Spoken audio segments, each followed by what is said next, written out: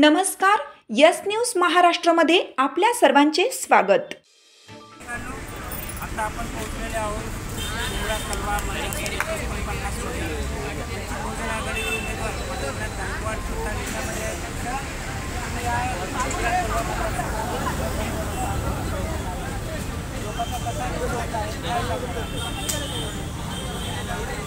आदरणीय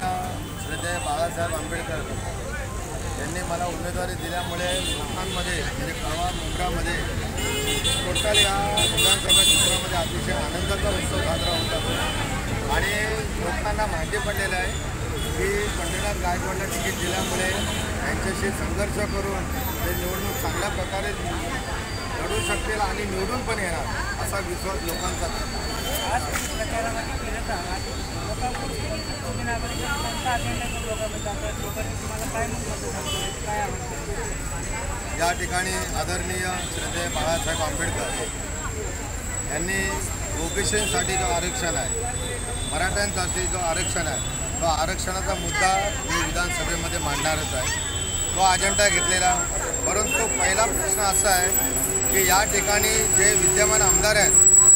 त्या आमदारांनी जे तोरण आणलेलं आहे त्या तोरणने पूर्ण नागरिकांचा कंबाटा घेतलेला आहे आणि त्यामुळे ते तोरण कसं आठवता येईल त्याकडे मी लक्ष देणार। या मतदारसंघामध्ये ओबीसी असेल मराठा असेल किंवा बौद्ध असेल याच्याकडे राजकीय कसं बंधन करायचं आणि काही ओबीसी आणि मराठा केला आहे काय झालं जे सरकार आता सध्या चालू आहे आणि ह्या सरकारने ओबीसींवरती पण अन्याय केलेला आहे आणि मराठ्यांवरती पण अन्याय केलेला त्यामुळे मला मुस्लिम समाजाचाही सपोर्ट आहे ओबीसींचा सपोर्ट आहे मराठा लोक मला भेटायला येत आहेत आणि विशेष म्हणजे इथला आगरी कोळी जो भूमिपुत्र आहे त्यांच्यावरती अन्याय झालेला आहे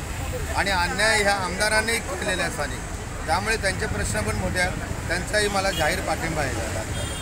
आणि म्हणून एक वेगळं वातावरण या ठिकाणी या प्रभागात या विधान क्षेत्रामध्ये एक वेगळं वातावरण तयार झालं। या मुंब्रा कलवा मतदारसंघामध्ये नागरिकांच्या कोणत्या मोठी समस्या तुम्ही मांडणार आहात नागरिकांना मेन त्यांना हक्काचं घर अजून म्हणून झालेलं आहे ज्या झोपडपट्ट्या आहेत त्या झोपडपट्ट्यामध्ये त्यांना सुविधा पण मिळत नाही जितेंद्र आव्हाडने ज्या वरच्यावर मुलामा केलेला आहे परंतु आतमध्ये जो ग्रामीण भाग बघितला म्हणजे आत्मन शिवनगर वगैरे विटावा मुंब्र्याची झोपडपट्टी जयभीमनगर मनसानगरच्या पलीकडची झोपडपट्टी सर्व भाग आहे त्या ठिकाणी काहीच सुधारणा झालेली नाही त्याच्या घरात आजही पाणी गटारांच्या लाईनी फुटलेल्या आहेत हे नगरसेवकाचं काम आहे म्हणजे नगरसेवक कोणाचे आहेत या आमदाराचे आहेत आमदारच त्यांना सांगत नाही तर पाणीसाठा होऊन तिथं मच्छरांचं साम्राज्य झालेलं आहे रस्ते व्यवस्थित नाही तोरणने कंबरटा मोडलेला आहे बिल 5-6 हजार रुपये महिन्याला बिल येतो आहे महिन्याला पगार त्यांना 15 ते 20 हजार रुपये पगार आहे अर्धा तर बिल भरण्यामध्ये जातो मुलांचं शिक्षण कसं होणार आणि शिक्षणासाठी मी मेन विशेष एक हे केलेलं आहे आयोजित केलेलं आहे की शिक्षणासाठी आपले घरं लहान असल्यामुळे मुलं अभ्यास चांगल्या प्रकारे करू शकत नाही त्यामुळे त्यांना अभ्यास करण्यासाठी प्रत्येक विभागामध्ये प्रत्येक वाडीमध्ये एक अभ्यासिका तयार करणार आहे आणि आपल्या बहुजन समाजाला गोरगरिबाला एक न्याय देण्यात येईल।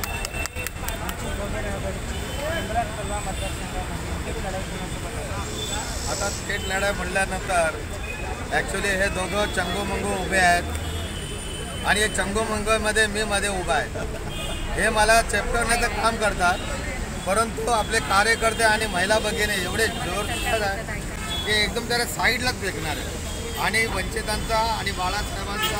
जो उमेदवार दिला आहे पंढरीनाथ गायकवाड त्यांचा विजय निश्चितच आहे। पंढरीनाथ गायकवाड यांनी सांगितलेलं आहे की इथल्या ज्या मूलभूत सुविधा आहेत असेल शैक्षणिक असेल कुठं जर आळा घालण्यासाठी स्वतः यावरती सांगितलेलं आहे की त्यांना आपण प्रश्न केला त्यांनी त्यांच्या असा मुश्किल टोला लगावलेला आहे की ते जे तो चंगूमंगू आहे या दोन्ही चंगूमंगूच्या मध्ये हा पंढरीनाथ गायकवाड आहे इथला वंचित जो आहे तो विजय होईल असं त्यांनी सांगितलेलं आहे। धन्यवाद सर त्या कार्यक्रमासाठी धन्यवाद। आपण मी आपल्या न्यूज महाराष्ट्र टाईमचा आभारी आहे की पत्रकार पण या लोकांनी म्हणजे इकडं कोण येत नाही, कारण वंचितचा उभा आहे म्हणून बाळासाहेबांनी उमेदवार दिल्यामुळे आणि आपण बरोबर म्हणजे एक दिल्याने तुम्ही इथे आल्याबद्दल आणि तुम्ही हे प्रसिद्धी देत आहात, बरोबर ही अभिमानाची गोष्ट आहे. त्याबद्दल मी न्यूज महाराष्ट्राचे मी बरोबर आभार मानतो. असंच उद्याला एक जाहीर सभा आहे आमची कळवा नाक्यावर आणि कळवा नाक्यावर जाहीर सभा ही त्यांचा जागा दाखवण्यासाठी आपण जाहीर सभा केलेला आहे आणि म्हणून ती जागा दाखवण्यासाठी हजारोच्या संख्येने त्या ठिकाणी उपस्थित राहणार आहे. तर मी या चॅनलचे महाराष्ट्र चॅनलचे मी खूप खूप आभारी आहे.